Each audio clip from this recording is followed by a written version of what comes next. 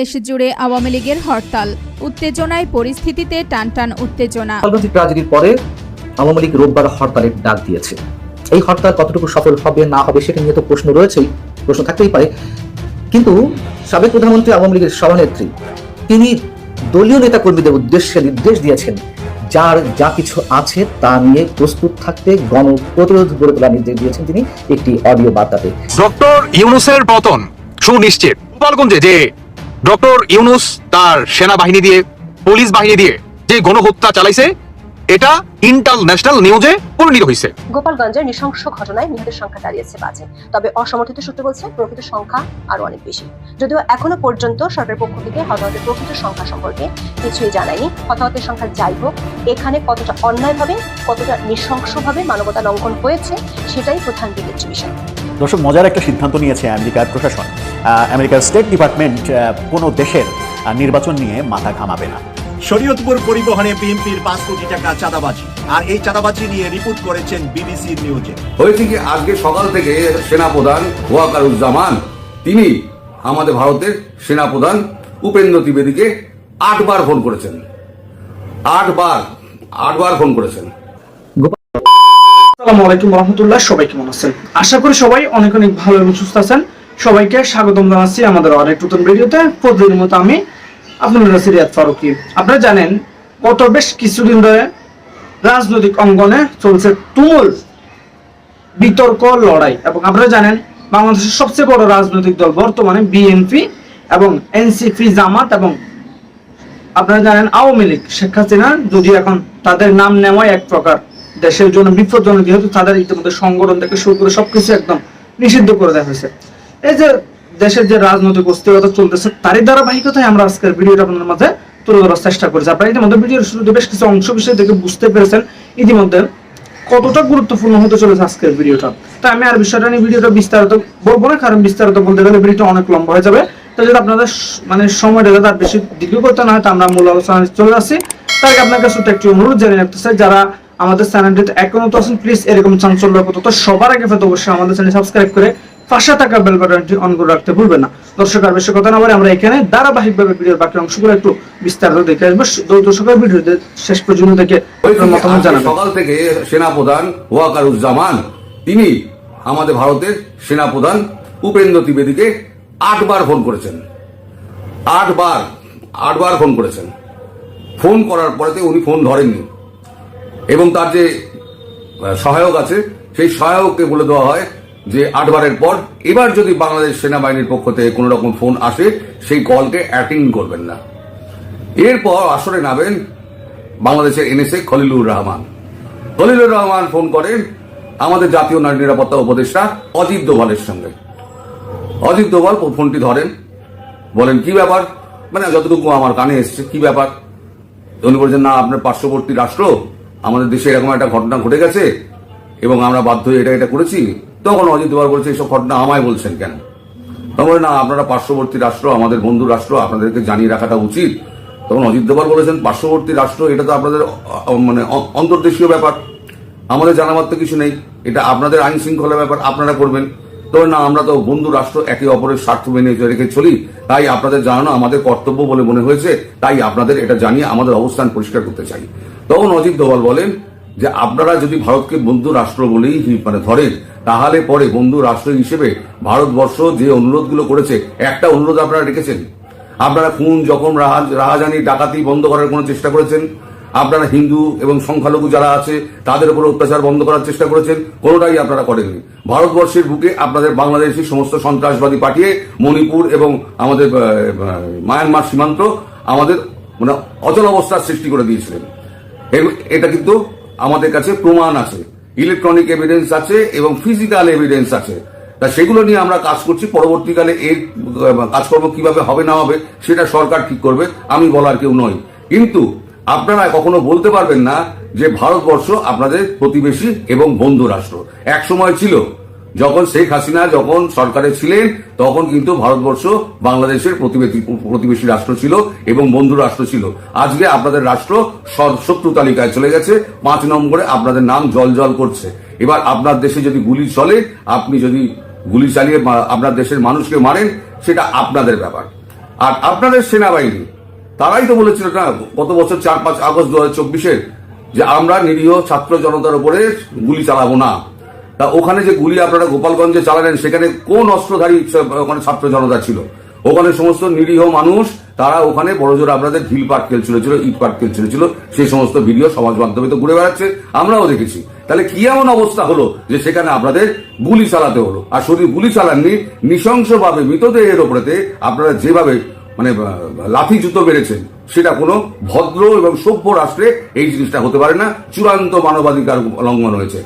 তিনি বলেন যে আমি জানি না যে এরপরে ভারতবর্ষ এটাকে কিভাবে নেবে, কারণ আমি ভারতবর্ষের প্রতিনিধি নই, আমি ভারতবর্ষের একজন নিরাপত্তা উপদেষ্টা। আমার যতটুকু আমার এখতিয়ার তার বাইরে আমি কথা বলি না। কিন্তু আপনাদের এটুকু জানিয়ে রাখি যে ভারত এই ব্যাপারটা মোটেই ভালো চোখে দেখছে না, এবং আগামী দিনগুলোতে আপনারা যে বিষবৃক্ষ পুঁতলেন তার ফল আপনাদের ভোগ করতে হবে। তখন খলিলুর রহমান বলেন, বিষবৃক্ষ বলতে আপনি কি বলতে চাইছেন? তখন উনি বলেছেন, বিষবৃক্ষ বলতে আমি এটাই বলতে চাইছি যে যাদেরকে দমন করার জন্য আপনারা গুলি চালালেন সেটা অগ্নিস্ফুলিঙ্গ হয়ে দাবানল হয়ে যাবে। অগ্নিস্ফুলিঙ্গ থেকে এই দাবানল কিন্তু ধীরে ধীরে আপনাদের গ্রাস করে ফেলবে, এবং যাদের আপনারা নিকেশ করতে চেয়েছিলেন তারাই দেখবেন আপনাদের নিকেশ করে ছেড়ে দেবে। আমি যদি বিন্দুমাত্র আমি রাজনীতি এবং কূটনীতি বুঝে থাকি, তাহলে আমি আজকে আপনাদের এই কথাটা বলে দিলাম। আমার কথা আপনি লিখে রেখে দিন। এটা যদি খুব শিগগির না হয় তাহলে পরে আমি এই কাজ অন্তত করব না। আর আপনাদের ব্যাপারে আমি আর কোনো কথা বলতে চাই না। আপনারা যদি মনে করেন যে আপনারা অন্য কোনো দরজায় গিয়ে কড়া নাড়বেন, আপনারা দরজায় গিয়ে কড়া নাড়তে পারেন, সেক্ষেত্রে আমাদের কিছু বলার নেই। কিন্তু ভারতবর্ষ এই ব্যাপারে আপনাদের সঙ্গে সহমর্মিতা দেখাবে না। কারণ যে দেশের সেনা নিজেদের নাগরিকদের উপরে গুলি চালায়, নৃশংসভাবে মৃতদেহের উপরে লাথি মারে, গলা টিপে দেয়, মৃতদেহ না জানিয়ে পরিবারকে না জানিয়ে, না ময়না তদন্ত করে তাদেরকে কবরস্থ করা হয়, তাদের আত্মীয় স্বজন পরিজনকেও তাদের মৃতদেহ দেখতে দেওয়া হয় না। সে দেশের সরকারকে, সে তো অস্থায়ী সরকার হোক, স্থায়ী সরকার হোক, নির্বাচিত হোক, অনির্বাচিত হোক, যেভাবেই হোক না কেন তাকে সাপোর্ট করা যায় না। গোপালগঞ্জ আপনারা ইতিমধ্যে যে ভিডিওটা দেখেছেন এটা অনেক গুরুত্বপূর্ণ একটা ভিডিও ছিল। এরপরে যে ভিডিওটা দেখবেন এটার মাধ্যমে আমরা আরো অনেক গুরুত্বপূর্ণ তথ্য জানতে পারবেন বর্তমান চলমান রাজনীতি নিয়ে। চলেন আমরা একটু দেখি। রাজনীতির পরে আওয়ামী লীগ রোববার হরতালের ডাক দিয়েছে। এই হরতাল কতটুকু সফল হবে না হবে সেটা নিয়ে তো প্রশ্ন রয়েছেই, প্রশ্ন থাকতেই পারে।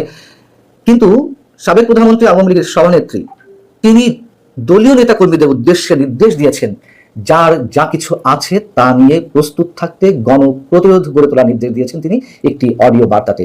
টাইমস অফ ইন্ডিয়া এটি বলছে, এবং টাইমস অফ ইন্ডিয়া আওয়ামী লীগের সাধারণ সম্পাদক ওবায়দুল কাদেরের একটি ইন্টারভিউ করেছে। সেখানে ওবায়দুল কাদের যা বলছেন তা হচ্ছে জনগণের গণপ্রতিরোধ গড়ে তোলা হবে, এবং আমাদের নেত্রী যমুনা অভিমুখে অর্থাৎ প্রধান উপদেষ্টার বাসভবনের অভিমুখে দীর্ঘ পদযাত্রার ডাক দিয়েছেন। প্রতিটি জেলা থেকে জনগণ এবং আওয়ামী লীগ কর্মীরা রাস্তায় নেমে ঢাকার দিকে হেঁটে যাবেন। শেখ হাসিনা জনগণকে গণপ্রতিরোধ কর্মসূচিতে অংশ নেওয়ার জন্য প্রস্তুত থাকতে নির্দেশ দিয়েছেন। রোববারের হরতালের কথা আমরা জানি, ঘোষণা দিয়েছে আওয়ামী লীগের ফেসবুকে দেওয়া আছে বা বিভিন্ন গণমাধ্যম নিউজ করেছে। কিন্তু কথা হচ্ছে যে এই যে গণপ্রতিরোধ গড়ে তোলা, যার যা কিছু আছে তাই নিয়ে পদযাত্রায় অংশ নেওয়া, এটি কবে? এবং এই যে হেঁটে চলে আসার জন্য বলছে পদযাত্রার উদ্দেশ্যে, এটিকে এই মুহূর্তে এতটাই সহজ নাকি আওয়ামী লীগের অস্তিত্ব রক্ষার জন্য তারা সত্যি সত্যি দেয়ালে পিঠ থেকে যাওয়ার কারণে যে কোনো কিছু করতে তারা এর মধ্যে প্রস্তুতি নিয়েছে? আমরা জানি না। এতটাই সহজ যতটা তারা বলছে, যতটা সহজ করে, আর যদি তাই হয় তাহলে আসলে কি হতে যাচ্ছে? অনেকে বলছেন যে গোপালগঞ্জের ঘটনার পর আওয়ামী লীগ খুব শিগগিরই চারদিকে নেমে পড়বে। এটি রাজনীতিবিদদের অনেকে বলছেন। তারা এও বলছেন যে গোপালগঞ্জ যাওয়াটা এনসিপির জন্য এই মুহূর্তে ভুল ছিল। যে ঘটনাটি ঘটেছে, যে 5 জন মানুষ নিহত হয়েছেন, আমরা অফিসিয়ালি জানি 4 জন, আওয়ামী লীগের দাবি 7 জন, আর পরবর্তীতে 1 জন মারা গেছেন চিকিৎসাধীন অবস্থায়, আহত গুলিবিদ্ধ অবস্থায় যিনি চিকিৎসাধীন ছিলেন ঢাকা মেডিকেল কলেজ হসপিটালে, তার মৃত্যু হয়েছে। অর্থাৎ টোটালি 5 জন, যদি আমরা খুব নিশ্চয়তার সঙ্গে বলতে পারি 5 জন নিহত হয়েছেন। এবং এই যে ঘটনাটি ঘটল গোপালগঞ্জে, তার জন্য সরকারের দায়িত্বহীন আচরণকেই রাজনীতিবিদদের অনেকেই দায়ী করছেন। এতে করে আওয়ামী লীগ লাভবান হয়েছে কথাও বলা হচ্ছে। এদিকে নাহিদ ইসলাম, এনসিপির আহ্বায়ক, তিনি বলছেন সামনে আরেকটি লড়াই, তার জন্য তারা প্রস্তুতি নিচ্ছে। নাহিদ ইসলাম বলছেন যে আমরা আবারও গোপালগঞ্জ মার্চ করব, এবার কিন্তু আমরা ফিরে আসবো না, গোপালগঞ্জের সাধারণ মানুষকে চিরতরে মুজিববাদ থেকে মুক্ত করে ছাড়বো।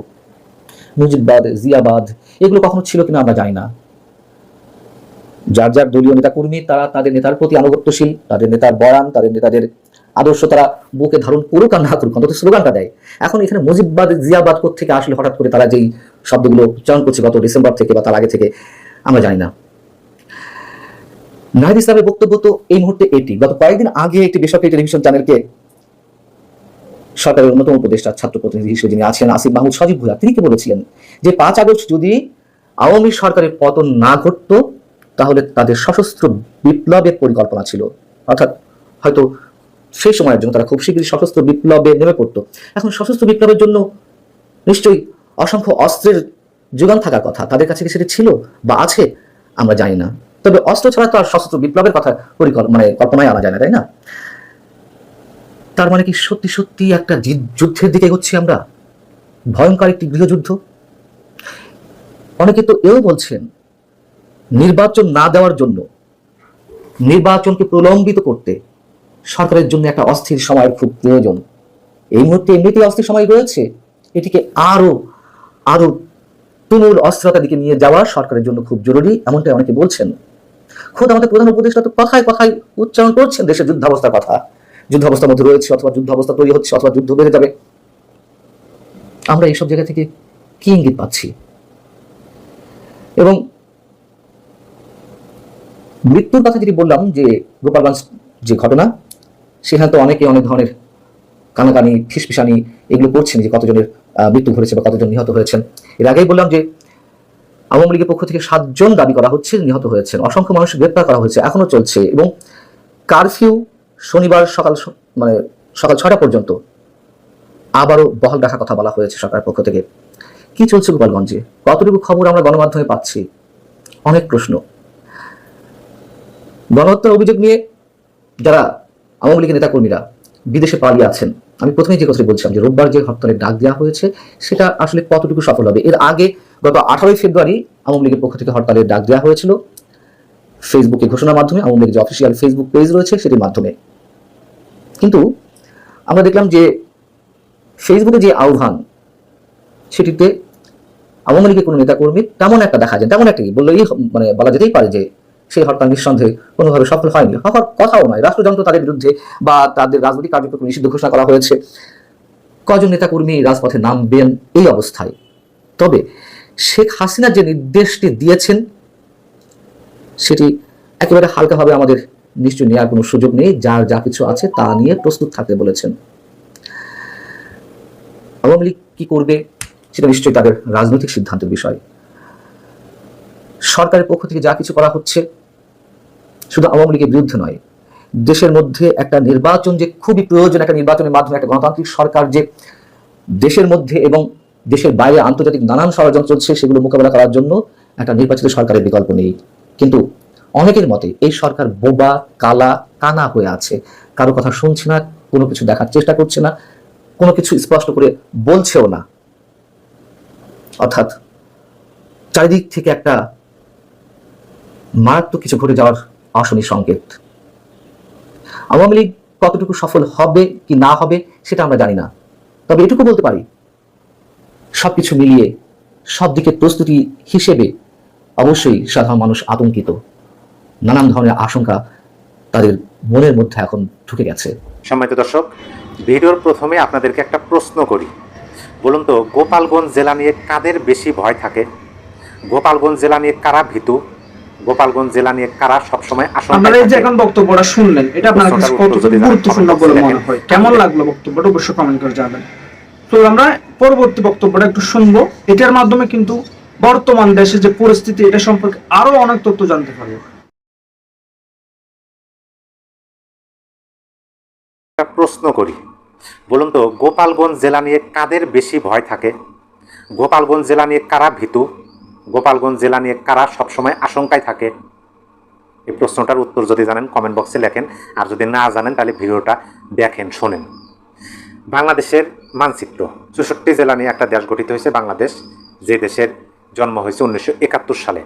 মহান মুক্তিযুদ্ধের মাধ্যমে দীর্ঘ 9 মাস রক্তক্ষয়ী যুদ্ধ হয়েছে, 30 লক্ষ শহীদ, 3 লক্ষ মা বোনের সম্ভ্রমের বিনিময়ে কিন্তু আমরা এই স্বাধীন একটা বাংলাদেশ, স্বাধীন একটা দেশ পাইছি। এবং এই দেশটা স্বাধীন হওয়ার পেছনে যিনি সর্বাধিনায়ক, সর্বকালের সর্বশ্রেষ্ঠ বাঙালি, তিনি হলেন বঙ্গবন্ধু শেখ মুজিবুর রহমান। আর বঙ্গবন্ধু শেখ মুজিবুর রহমানের জন্মস্থান গোপালগঞ্জ, তিনি শায়িত আছেন গোপালগঞ্জে। এখন এই গোপালগঞ্জ যেন বাংলাদেশের মানচিত্রে না থাকে, মানে গোপালগঞ্জ নামক একটা জেলা, এই জেলাটা যেন বাংলাদেশের মানচিত্রে না থাকে, সেই রকম ম্যাটিকুলাস প্ল্যানের কথাই প্রকাশ করলেন। আমরা যাকে একজন আলোচিত বক্তা হিসেবে চিনতাম, যাকে আমরা মনে করতাম তিনি একজন আলেম মানুষ, ওয়াজ করেন, ইসলামের ধর্মের বাণী শোনান, প্রচার করতেছেন খুব ভালো। 5ই আগস্টের আগ পর্যন্ত জানতাম তিনি 5ই আগস্টের আগে নিজেকে আওয়ামী পরিবারের লোক হিসাবে দাবি করতেন, ওয়াজের মাহফিলি করতেন, আমরা ওয়াজের মধ্যে শুনছি। তারপরে তিনি বলতেন যে তার পরিবারের সদস্যরা আওয়ামী লীগের নামধারী কর্মী, নেতা, এরকম কথা বলতেন। কিন্তু 5ই আগস্টের পরে হঠাৎ করে তিনি 380 ডিগ্রি অ্যাঙ্গেলে পোল্টি মারলেন, মাইরিয়া জামাত ইসলামের কুষ্টিয়া 3 আসনের এমপি প্রার্থী হলেন। সেটা নিয়ে অনেক সমালোচনা হয়েছে, আলোচনা হয়েছে। কিন্তু আজকে যে বিষয়টা তিনি মানে একবারে বাস্টিং করলেন, সেটা হলো যে তিনি বললেন যে গোপালগঞ্জ নামক কোনো জেলা বাংলাদেশে থাকা উচিত। তিনি কি বলছেন আমি একটু আপনাদেরকে পড়ে শোনাই। আলোচিত ইসলামী বক্তা ও জামাতে ইসলামের কুষ্টিয়া 3 আসনের এমপি প্রার্থী মুফতি আমির হামজা বলেছেন, শুধু গোপালগঞ্জ জেলার নাম পরিবর্তন না, আমি মনে করি আশেপাশে 4টা জেলার মধ্যে ভাগ করে দিলে ভালো হয়, এই জেলা মানচিত্রে না থাকাই ভালো।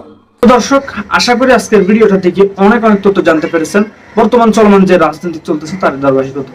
যদি ভালো অবশ্যই শেয়ার করে দেবেন, আমাদের চ্যানেলটিতে নতুন করে অবশ্যই চ্যানেল সাবস্ক্রাইব করে শুরু করবেন। এতক্ষণ সাথে থাকার জন্য, ধৈর্য সহকারে ভিডিও দেখার জন্য সবাইকে অসংখ্য ধন্যবাদ জানিয়ে এখানে শেষ করবো আজকের ভিডিওটি। ভালো থাকবেন, সুস্থ থাকবেন, দেখাবো না কোনো ভিডিওতে। আল্লাহ হাফিজ।